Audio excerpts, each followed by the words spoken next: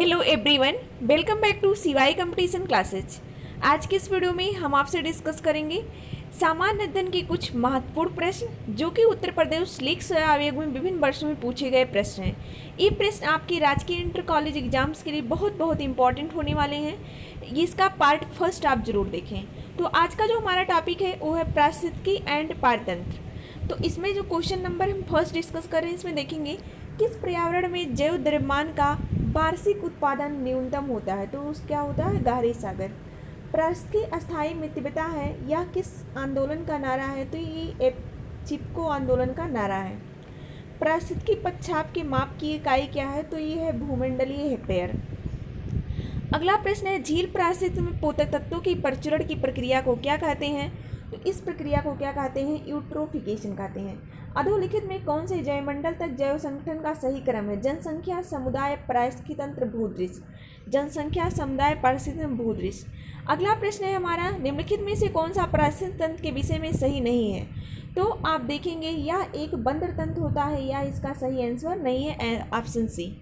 अगला प्रश्न आप देखेंगे समुदायों का पूर्णक्रम जो क्रमशः एक निश्चित स्थान पर बदलता रहता है क्या कहलाता है। तो इसे क्या कहते हैं, सीयर कहते हैं। तो आप याद रखेंगे इसे क्या कहते हैं, सीयर कहते हैं। अगला प्रश्न है इकोसिस्टम के संबंध में क्या सत्य है। तो उत्पादक जो होते हैं वो प्राथमिक उपभोक्ता से अधिक होते हैं। ये वाला कथन यहाँ पे क्या है, सी वाला सही है। जो पारिस्थितिकी सबसे संबंध है तो समृद्ध सबसे कहाँ है, उष्णकटिबंधीय क्षेत्रों में। अगला है निम्नलिखित में से कौन सा एक कथन सही नहीं है। तो प्राथमिक उपभोक्ताओं को स्वपोषी कहा जाता है, ये कथन सही नहीं है। अगला प्रश्न है पारिस्थितिकी तंत्र के जैवीय घटकों में कौन उत्पादक घटक है। तो हरे पौधे जो होते हैं वो क्या होते हैं, उत्पादक होते हैं। पारिस्थितिकी निकाय में ऊर्जा का प्राथमिक स्रोत क्या है। तो ऊर्जा का प्राथमिक स्रोत क्या है, सौर ऊर्जा है। खाद्य श्रृंखला फूड चैन में मानव क्या है। तो खाद्य श्रृंखला फूड चैन में जो मानव है वो प्राथमिक और द्वितीय उपभोक्ता कहलाएगा।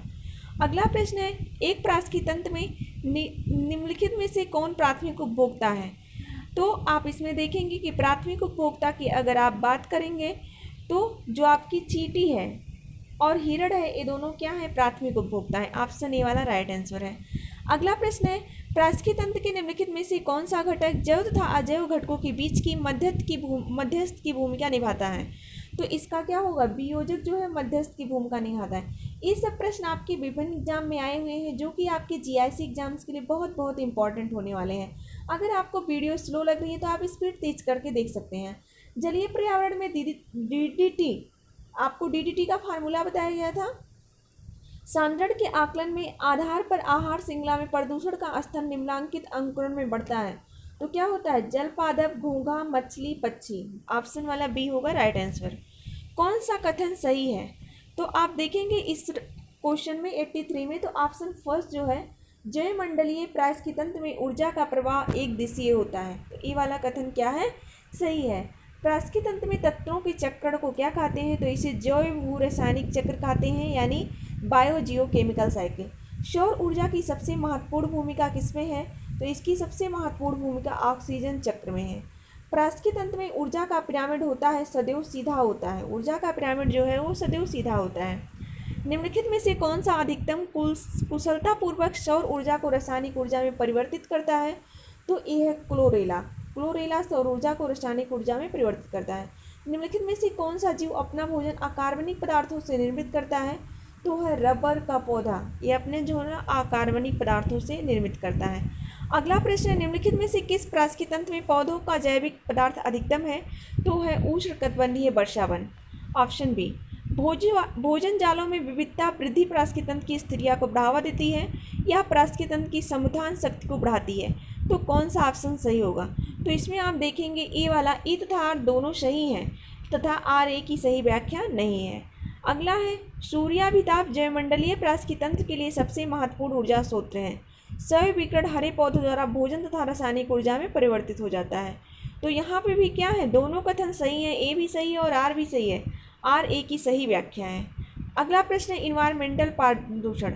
वायु गुणवत्ता सूचकांक को सामान्यतः PM10 अथवा PM2.5 से संदर्भित किया जाता है।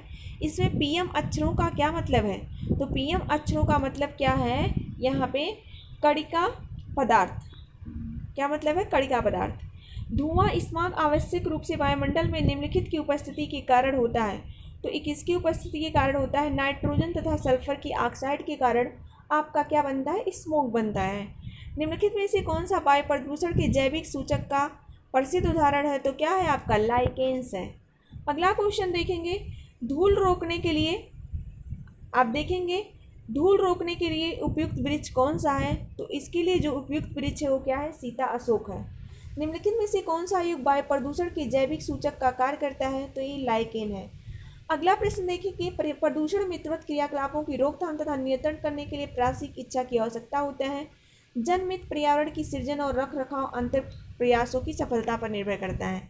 तो यहाँ पे देखेंगे ई तथा आर दोनों सही है, आर ए की सही व्याख्या है। रुधिर वर्षा कहाँ होती है? तो रुधिर वर्षा अगर आप देखेंगे तो इटली में होती है रुधिर वर्षा। ये चीज़ आप याद रखेंगे।